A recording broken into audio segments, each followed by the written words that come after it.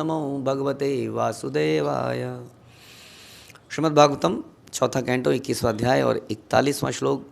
पृथु महाराज अपनी प्रजा के साथ डिस्कशन करते हुए, उनको ज्ञान देते हुए, अश्रात्यनन्तः खलु तत्व को विदई श्रद्धाहुतम यन्मुख इज्जनामभि नवै तथा चेतनया बहिष्कृते हुताशने पारमहंस परयुगः। यद्यपि श्री भगवान अत्यंत विभिन्न अनंत विभिन्न देवताओं के नामों से अर्पित हवियों को खाते हैं। क्या सुना आपने? अनंत विभिन्न देवताओं के नामों से अर्पित हवियों को खाते हैं। इंद्राय स्वाहा, हाँ बोलते हैं ना। तो ये जो बोल रहे हैं हम यहाँ पे प्रभुपाद बता रहे हैं और भगवान ही बता रहे हैं, ये वास्तविकता में हम किसको ऑफर कर रहे हैं? ये भगवान को ऑफर कर रहे हैं। इस श्लोक में बताया जा रहा है कि जब आप इस प्रकार से देवताओं को दे रहे हो तो अल्टीमेटली आप भगवान को ही दे रहे हो। बट कुछ लोग उसको जानते हैं, कुछ लोग उसको जानते नहीं हैं, तो इल्यूज़न में वो सोचते हैं कि मैं किसी देवता विशेष को प्रसन्न कर रहा हूँ। ठीक वैसे ही जैसे कि आप अगर किसी लोकल बिजली ऑफिस के अंदर बिजली का बिल पे करते हो तो वो उस ऑफिसर को पे नहीं कर रहे हो, आप दे तो उस ऑफिसर को ही रहे हो, लेकिन वो जा रहा है हाँ सेंट्रल रेवेन्यू के पास। हाँ होता है कि नहीं? आप लोकल इनकम टैक्स पे कर रहे हो, लोकल इनकम टैक्स नहीं है। इनकम टैक्स क्या है? Income tax is central. हाँ जीएसटी क्या है? GST central. तो आप दे रहे हो किसी एक पर्टिकुलर जगह पे, जा वहीं रहा है। उसी तरह देवता पर्टिकुलर देवताओं को नियुक्त करा गया है। They don't have any right, है ना। जो कलेक्टर होते हैं राजा द्वारा नियुक्ति किए वही तो होते हैं। धीरे धीरे ये लोग धीरे धीरे अलग अलग पोजीशंस बन गई, रिवेन्यू कलेक्टर वगैरह। पुराने ज़माने में होते थे जमींदार वगैरह, राजा लोग उनको नियुक्त करते थे तो वो कर वसूली करते थे। तो कर वसूली करके उन्हें करना क्या होता था? उनको राजा को देना होता था। They can not enjoy. उसी तरह से जब आप देवताओं को देते हो तो वो देवता एंजॉय नहीं कर सकते हैं उसको। उन देवता को भगवान को ही देना पड़ता है। हाँ लेकिन एक व्यक्ति भगवान को ही देता है, माना भगवान को ऑफरिंग करता है, प्रेम से करता है, गुरु परंपरा के माध्यम से करता है, वो अलग ऑफरिंग होगी, वो अलग ऑफरिंग होगी। ये हो गई सिस्टम के थ्रू बांध के उससे वसूला गया है। ये वसूलीकरण है। एक होता है गिफ्ट, एक होता है वसूली। दोनों में अंतर है, समझ में आया? भक्त क्या करता है? भक्त भगवान को उपहार देता है प्रेम से, और बाकी लोग वो वसूलीकरण है। उन्हें देना तो पड़ेगा ही, दिए बिना तो बचेगा नहीं। तो इसलिए बता रहे हैं कि भगवान अनंत विभिन्न देवताओं के नामों से अर्पित हवियों को खाते हैं, किंतु वे अग्नि के माध्यम से खाने में उतनी रुचि नहीं दिखाते। अग्नि के माध्यम से जब आप अग्नि में स्वाहा करते हैं तो भगवान को जा रहा है, लेकिन उसमें उतना रुचि नहीं है भगवान की खाने में। आपके इतने सारे भोगों में जितना कि विद्वान साधुओं तथा भक्तों के मुख से भेंट को स्वीकार करने में, क्योंकि तब उन्हें भक्तों की संगति त्यागनी नहीं पड़ती। अब भक्तों की संगति में भगवान को अच्छा लगता है। हाँ यहाँ भक्त प्रभुपाद कह रहे हैं, ना हम तिष्ठामि वैकुंठे योगिना निर्देश हुआ तत्र तिष्ठामि नारदा यत्र गायन्ति मद्भक्ता। भगवान चाहते हैं मैं हिलूँ ना वहाँ से, भक्तों के बीच में से मुझे हिलाओ मत। अच्छा नहीं लगता उनको बिल्कुल भी। तो इसलिए जब आप यज्ञ करेंगे, हाँ बोलेंगे भगवान को विष्णुआय स्वाहा, भगवान को अच्छा नहीं लगता। अरे कहाँ बुला रहा है पता नहीं, जाना पड़ेगा इसके बाद। जाओ जाओ सूर्य जरा जा के आओ, क्या कह रहे हैं, ले के आओ इनकी। भेज देंगे देवी देवताओं को, देवी देवता ले आते हैं। भगवान उसने ये दिया, भगवान अच्छा वहाँ रख दो, वहाँ साइड में रख दो, तुम लोग खा लो इसको। भगवान हाँ तो भगवान को ज़्यादा इंटरेस्ट नहीं आता। और जब एक साथ हाँ भक्त बैठे हैं उस वहाँ पर भगवान भी बैठे हैं, भगवान को वहाँ आनंद आता है। जब चैतन्य चरितमृत में पढ़ते हैं कि जब चैतन्य महाप्रभु आते थे तो कई बार वो भक्तों को परोस रहे होते थे खाना। अब सारे भक्त बैठे हैं, अब भगवान परोसे जा रहे हैं, अब सब कोई खा ही नहीं रहा है। अब फिर स्वरूप दामोदर, भगवान ये खाएंगे नहीं जब तक आप नहीं बैठोगे। तब भगवान उसको छोड़ के अच्छा बांटो, तुम लोग बांटो। फिर भगवान बैठते थे, फिर लोग खाते थे। तो ऐसा रिश्ता है भगवान का। भगवान भी चाहते हैं कि मैं वहीं पे रहूं और भक्त भी चाहते हैं हम उनके साथ रहें।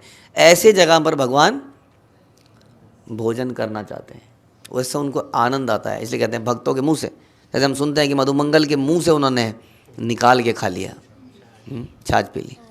तो इस प्रकार से तो विद्वान साधुओं तथा भक्तों के मुख से भेंट को स्वीकार करने में, क्योंकि तब उन्हें भक्तों की संगति त्यागनी नहीं पड़ती। तो इसलिए इतना इम्पोर्टेंट है, भगवान को भी भक्तों की संगति में आनंद आता है। तो भक्तों की संगति ऐसी होती है और ऐसी होनी चाहिए जहाँ पर आनंद आए। वो आनंद कब नहीं आता है? जब भक्तों की संगति में भक्तिमय चर्चा नहीं करते हैं, ग्लोरिफिकेशन नहीं करते हैं, आनंदित बात नहीं करते हैं, कुछ ऐसा, कुछ काम की, कुछ सेवाओं की चर्चा नहीं करते हैं, कुछ और करते हैं, तब वहाँ आनंद नहीं आता। फिर आदमी कहता है पता नहीं मुझे आनंद नहीं आ रहा है, अच्छा नहीं लग रहा है, पता नहीं अकेलापन सा फील हो रहा है, ऐसा यहाँ पर क्यों होता है, वैसा क्यों होता है। हाँ, कई बार हमने 16 लोगों को समझाया। मैंने कहा अगर ऐसा फील हो रहा होता तो इतने सालों में इतने सारे लोगों को ये फीलिंग आ रही तो भाग चुके होते सारे लोग। आप ही को ऐसा क्यों फील हो रहा है? कई लोगों को लगता है ना यहाँ पर ऐसा क्यों हो रहा है, यहाँ पर ऐसा क्यों होता है, यहाँ पर ध्यान नहीं दिया जाता, यहाँ पर कुछ ही लोगों के ऊपर ध्यान दिया जाता है। हाँ, लोग ऐसा लिखते हैं मैसेज, यहाँ पर कुछ ही लोगों के साथ ध्यान दिया जाता है, सबके साथ ध्यान नहीं दिया जाता है। ऐसा है, थोड़ा हैरानी की बात है। ऐसा होगा तो कौन टिकेगा वहाँ पर? हाँ, किसी ने कोई पैसे देने, यहाँ पे कोई ज़बरदस्ती मार के रखा हुआ है। सबके तोते हमने रखे हुए हैं जिसमें प्राण हैं आप लोगों के। तो क्या है ऐसी बात? तो भक्तों के संग में लोगों को आनंद आ रहा है और किसी को आनंद नहीं आ रहा है। क्यों नहीं आ रहा है? क्योंकि वो सेल्फ सेंटर्ड व्यक्ति है, उसको खुद अटेंशन चाहिए एक्चुअली में। वो यहाँ पर भगवान को अटेंशन देने के लिए नहीं है, ये जगह किसी को अटेंशन देने के लिए नहीं है। कुछ लोगों से ज़्यादा बात क्यों होती है? क्यों होती है? क्योंकि वो भगवान और गुरु की सेवा में तत्पर है। जो जितना ज़्यादा तत्पर होगा उससे ज़्यादा बात करी जाएगी, ये नेचुरल है। बाकी लोगों को समझना चाहिए, हाँ मैं अभी इतना सरेंडर नहीं हो सकता। ओके, जब आप इतना सरेंडर नहीं हो सकते तो don't expect that much also, no problem. ऐसा कौन कह रहा है कि आप सरेंडर कर दीजिए टोटली आज ही? बट देन आपकी एक्सपेक्टेशन भी तो क्लियर होनी चाहिए ना, कि आपको कितना मिलेगा समय और सब कुछ। एक्सपेक्टेशन ह्यूज है, क्योंकि हम कंज्यूमर इंडस्ट्री से आए हैं, consumerism, where consumer is the king. संसार में consumer is not the king. अगर हम कंज्यूमर अपने आप को मांग लें, लेकिन हमारी सप्लाई भगवान से आ रही है, बट हम उसके लिए पे नहीं कर रहे हैं भगवान को कुछ, हम फ्री का खाने वाले लोग हैं। फ्री का खाने वाले, बेगर्स आर नॉट चूजर्स। आप मॉल में गए, दे दे बाबा, ठंड लग रही है, बहुत ठंड लग रही है। उन्होंने कहा आओ अंदर, दुकान में आओ। स्वेटर की शॉप थी, भिखारी को बुला लिया स्वेटर देने के लिए। भिखारी को निकालने लगा, कोई स्वेटर निकाल रहा होगा, कोई माना कुछ पड़ा हुआ रिजेक्टेड माल, और भिखारी गया शेल्फ में, और शेल्फ में ऐसे ऐसे कर रहा है, हाँ नहीं ये वाला, नहीं ये वाला।